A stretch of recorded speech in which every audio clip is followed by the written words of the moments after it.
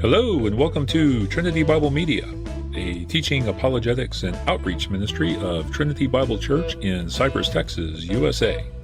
For more information, please visit www.trinitybiblemedia.com.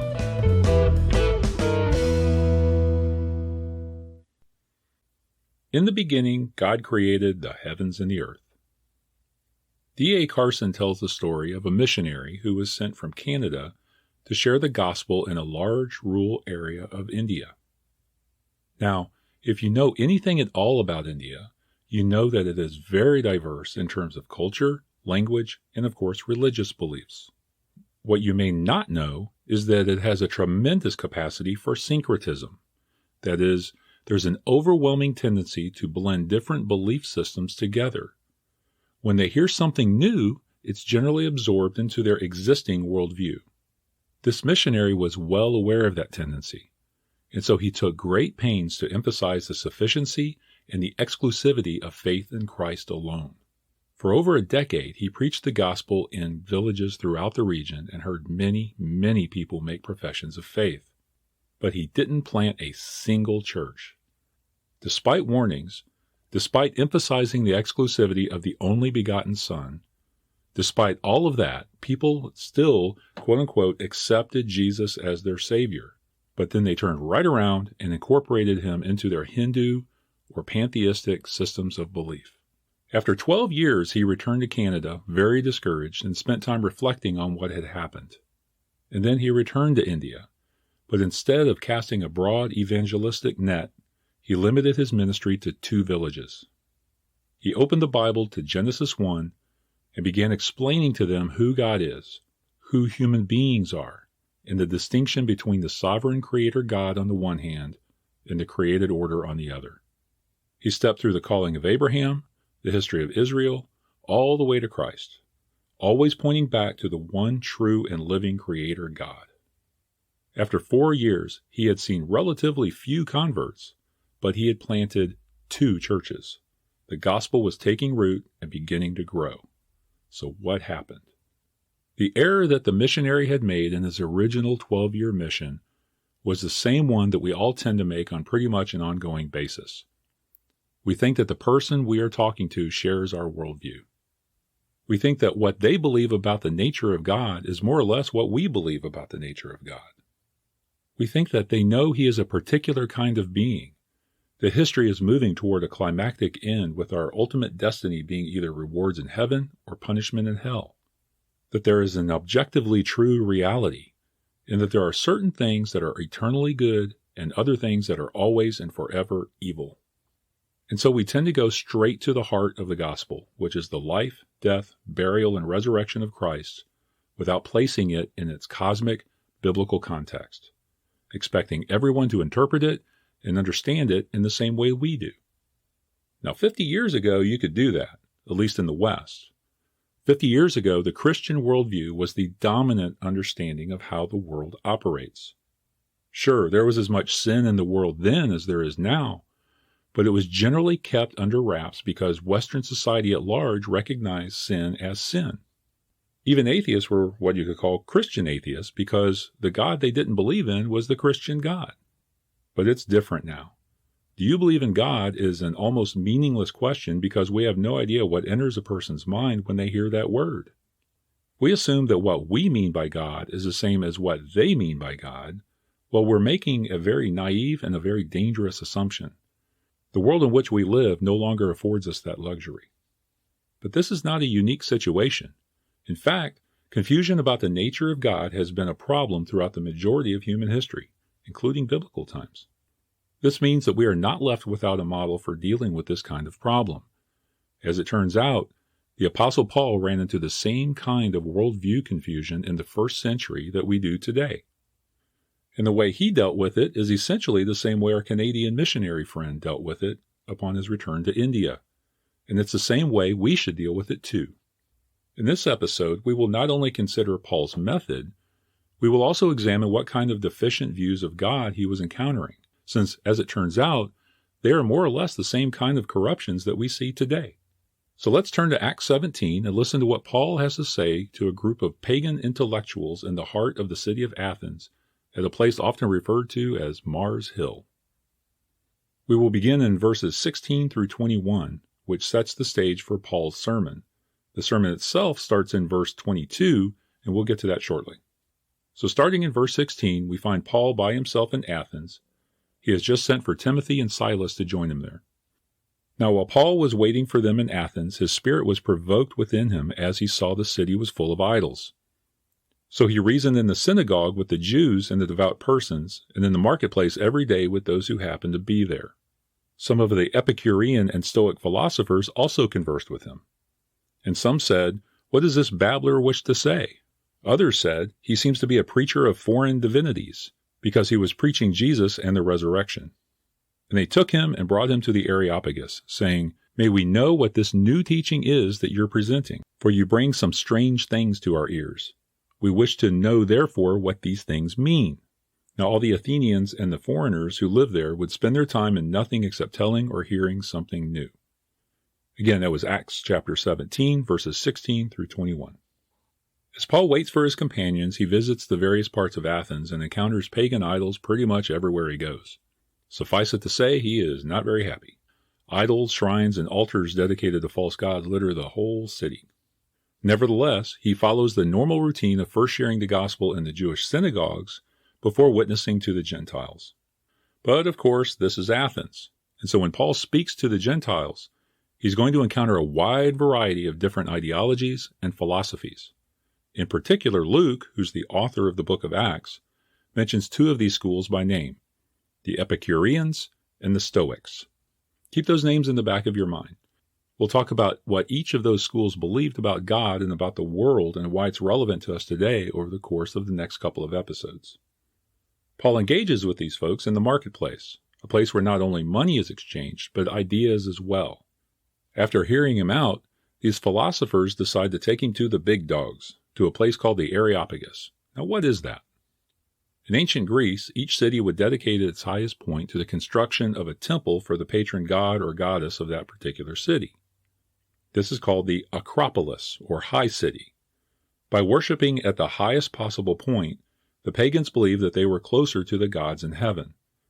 The Acropolis in Athens held the Parthenon, built in the 5th century BC, which was dedicated to the patron goddess of Athens, whose name was Athena.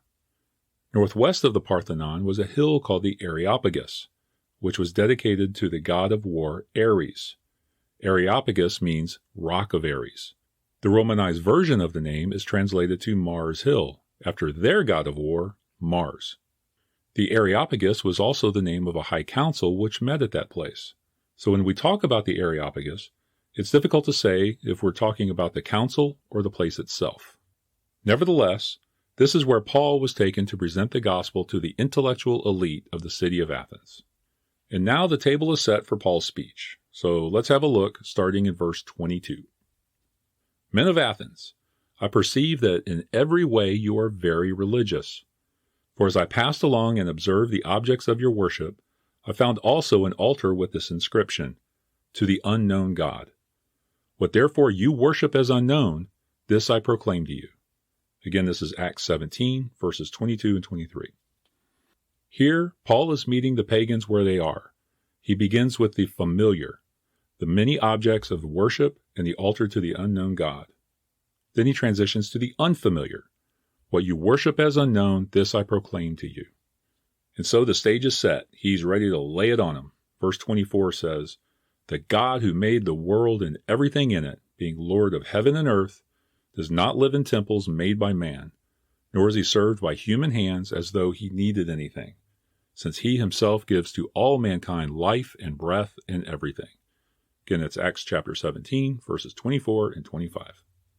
By coming out of the gate with the God who made the world and everything in it, Paul immediately puts them on notice that he is not talking about just another God among the many in their pantheon.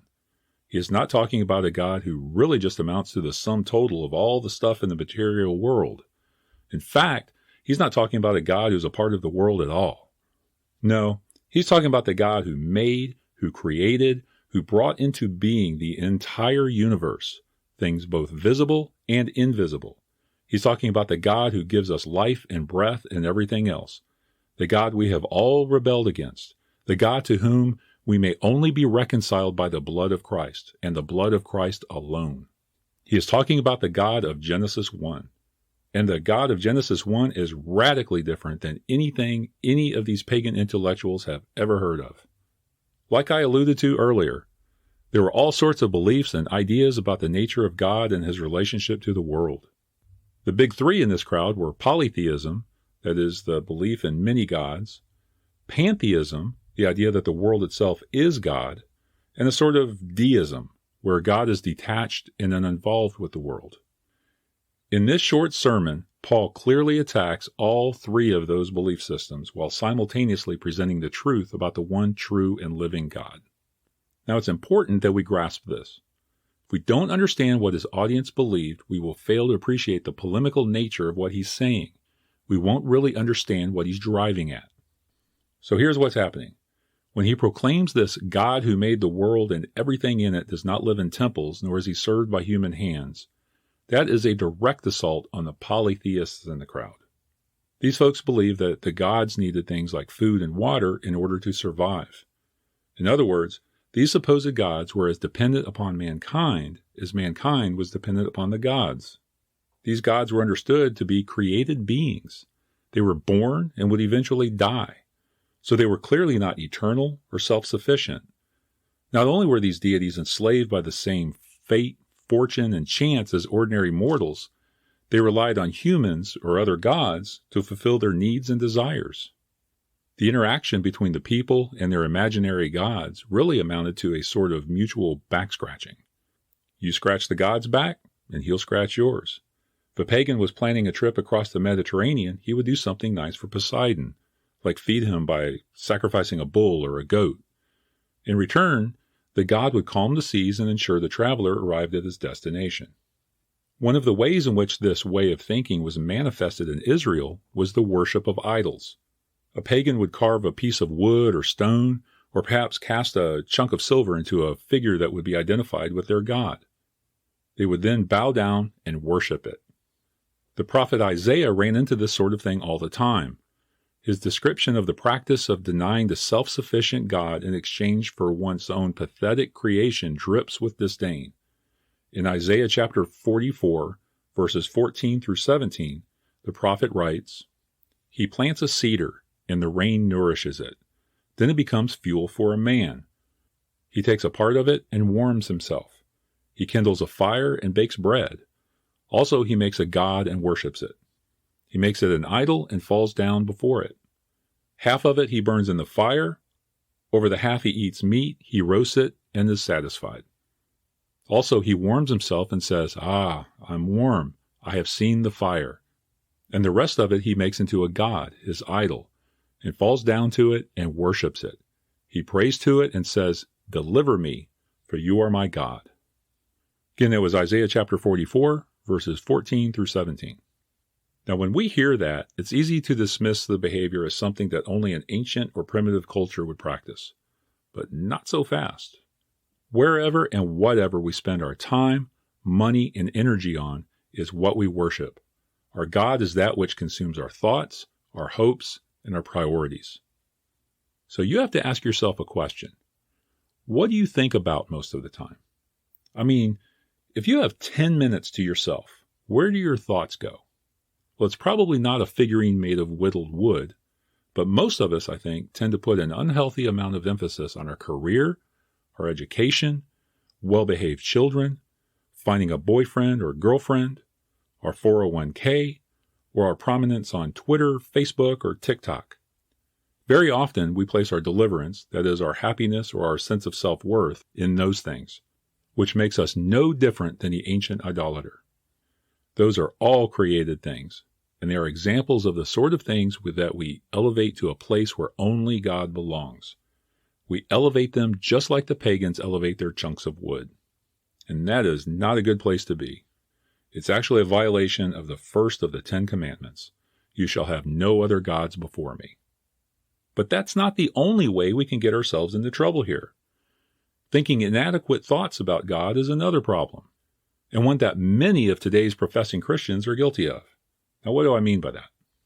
To answer that question, let's turn to Psalm 50. Here, God is responding to the Israelites who think that their sacrifices were somehow for His benefit, like they were doing Him a favor or something, when in reality, those sacrifices were for the benefit of the worshiper. Picking up in Psalm 50, verse 7, we read, "Hear, O my people, and I will speak. O Israel, I will testify against you. I am God, your God. Not for your sacrifices do I rebuke you. Your burnt offerings are continually before me. I will not accept a bull from your house or goats from your folds. For every beast of the forest is mine, the cattle on 1,000 hills. I know all the birds of the hills, and all that moves in the field is mine. If I were hungry, I would not tell you. For the world and its fullness are mine. Do I eat the flesh of bulls, or drink the blood of goats? Offer to God a sacrifice of thanksgiving, and perform your vows to the Most High, and call upon me in the day of trouble. I will deliver you, and you shall glorify me." Again, that's Psalm 50, verses 7 through 15. Notice that he does not rebuke them for failing to make the appropriate sacrifices. No, they are faithful in that regard. He says, "Your burnt offerings are continually before me." He rebukes them for thinking that he needs those sacrifices in order to survive, that he's like the pagan gods who must be fed by their minions. They do not understand that he is the giver and they are the receivers. They did not observe the fact that he is self-sufficient. The blasphemous oversight is evil because it paints him as a lesser God. So if God doesn't need the sacrifice of goats or bulls, then what was their purpose? As the psalmist says, it is a sacrifice of thanksgiving. The animals do not provide sustenance for the Almighty. They are simply a way for the worshipers of the one true God to acknowledge that everything Israel has and is came from Him in the first place. Our offerings today are no different. They don't help Him improve His cosmic income statement or enable Him to build that really cool wing in the youth department. They are, or at least they should be, offerings of thanksgiving to the holy God. But today, many professing Christians view the Lord in much the same way the pagans viewed their idols. They see Him as needy, wringing His hands in worry over being accepted by us. That's the trajectory of today's mainstream churches. Many so-called preachers speak of God wooing and romancing mankind into a relationship. They could just as well be describing a desperate teenager in search of a prom date. A.W. Tozer addresses such nauseating drivel, and I quote, "20th century Christianity has put God on charity. So lofty is our opinion of ourselves that we find it quite easy, not to say enjoyable, to believe that we are necessary to God. But the truth is that God is not greater for our being, nor would He be less if we did not exist. That we do exist is altogether God's free determination, not by our desert nor by divine necessity." Unquote. I opened with the D.A. Carson example. Now here's another one. Don't be tempted to envision God telling his cosmic therapist, "Man, I am so depressed this week. Sunday can't get here fast enough. All of those people singing to me and talking about me really helps me get by." No, He doesn't need you or me. Perfect love, glory, and communication were shared between the three members of the Trinity without the existence of anything else. They lack nothing at all, including companionship. The Gospel of John begins, "In the beginning was the Word, and the Word was with God, and the Word was God. He was in the beginning with God." To think that the internal relationship within the Trinity lacks something that you or I could fulfill is delusional. Our worship does not make Him more glorious. It simply shows His glory to us. We are the beneficiaries, not Him. We could also consider the Lord's rhetorical question of Job. "Who has given to me that I should repay him? Whatever is under the whole heaven is mine." The thought that God could have a debtor or request help from someone is absurd. And the thought that we are somehow doing God a favor is just as absurd. As Paul says in Romans 11:35, "From Him and through Him and to Him are all things." Our offerings and our tithes are like a child buying a gift for the parent when the money that was used for the purchase originated with the parent in the first place. Sure, God enjoys the offering, just as the parent enjoys the gift, but the abilities of neither are increased. So if we add absolutely nothing to God in any way, does this mean that we count for nothing or that he does not care about us? Absolutely not. In fact, his aseity should be an encouragement for us. How does John 3:16 begin? For God so loved the world. In his love for us, he allowed his only begotten Son to be tortured and brutally murdered so that we may be reconciled to him. And what was the motivation for that love? Does he love us because he needs something? Does he love us for what we can do for him? If so, could that really be counted as love? I don't think so. My point is that God loves us, not in a manipulative way or as a means to an end, but as an end in itself. Since his motivation for creating us, sustaining us, and redeeming us was not based on any sort of need, those acts were born of love unmatched in any way. All right, so we're running a bit long, but I'd like to make one more point before you go. I'll try to make it quick.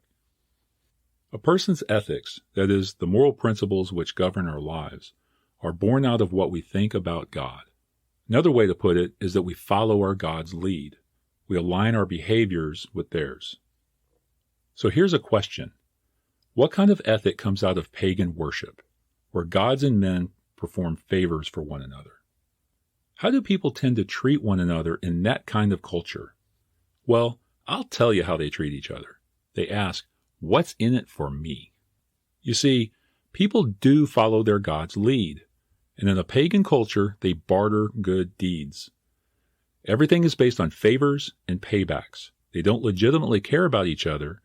They help each other with the expectation of being helped back. Now I'll ask, what kind of ethic follows from a God who sets the example of loving those who have no possibility of ever paying him back, never being able to benefit him? We'll answer that question by looking at what Jesus has to say in Matthew 25 concerning the final judgment, starting in verse 34. Then the king will say to those on his right, Come, you who are blessed by my Father, inherit the kingdom prepared for you from the foundation of the world. For I was hungry, and you gave me food. I was thirsty, and you gave me drink. I was a stranger, and you welcomed me. I was naked, and you clothed me. I was sick, and you visited me. I was in prison, and you came to me. Then the righteous will answer him, saying, Lord, when did we see you hungry and feed you, or thirsty and give you drink? And when did we see you a stranger and welcome you, or naked and clothe you? And when did we see you sick or in prison and visit you? And the king will answer them, Truly I say to you, as you did it to one of the least of these my brothers, you did it to me. In other words, the expectation of our judge is that we love those who can't repay the favor, the same way he loves us even though we can't repay the favor. He wants us to reflect his own character and glory by helping the widow, the orphan, the poor, and the legitimately oppressed. And when we do that, we are following the Lord's example of loving those who can't pay us back. And that is the kind of ethic that follows from understanding who this amazing creator of the universe is, an ethic where we love our neighbor as ourselves. Well, with that, I think it's time to wrap it up. In this episode, we were able to lay a bit of groundwork. We talked about presenting the gospel in its full context in a similar manner to Paul's sermon in Athens, and we touched on some deficiencies of pagan belief, particularly polytheism. Next time, we'll continue in Acts 17 and have a look at the pantheists. If you're not sure what that is, don't worry, you will after the next episode. Until then, may God bless you. Well, thanks for listening. If you'd like to get to know us better, please visit www.trinitybiblemedia.com.